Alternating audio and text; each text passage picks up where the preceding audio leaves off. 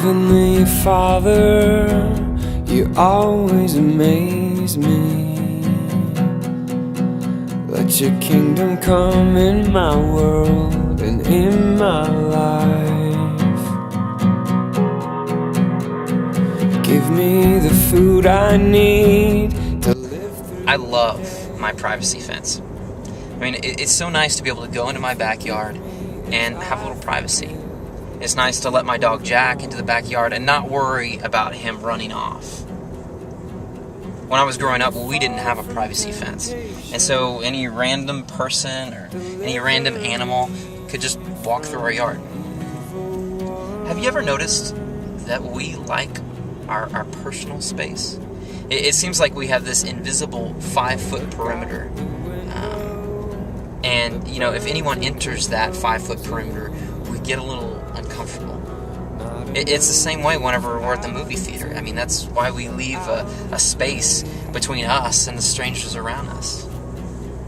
Jesus tells a story about a man who wanted to distance himself from the stranger.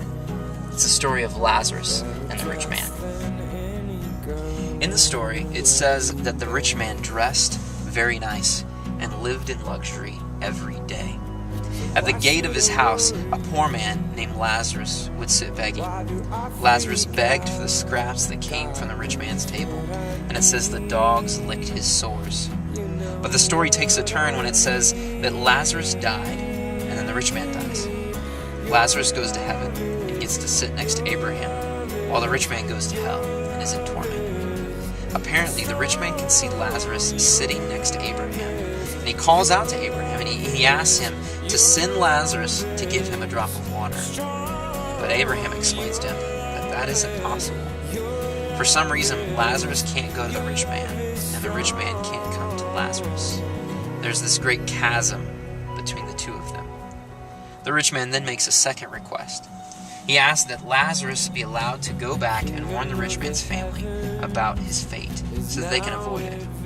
Abraham denies and reminds the rich man that his family can listen to Moses and the prophets. The rich man, with boldness, claims that his family won't listen unless they see someone raised from the dead. Abraham refuses to give in and tells the rich man that if they don't listen to Moses and the prophets, someone rising from the dead won't be able to convince them. So here's this rich man. And the rich man is living in luxury every day.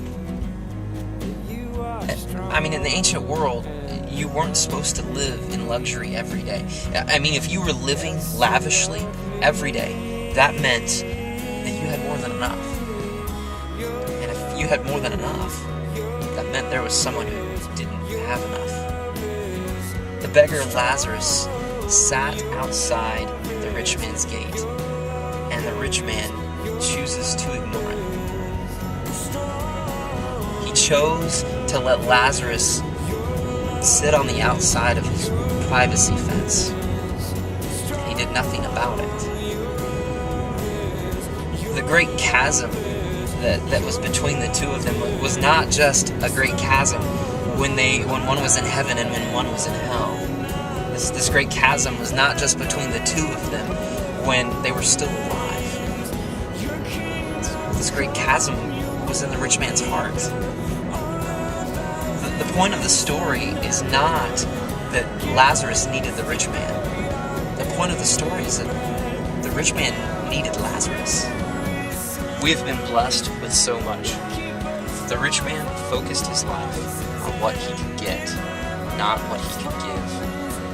If you want your time here to matter, focus on giving. May we tear down the privacy fences in our hearts and stop ignoring the stranger. May we give sacrificially, and may we love generously.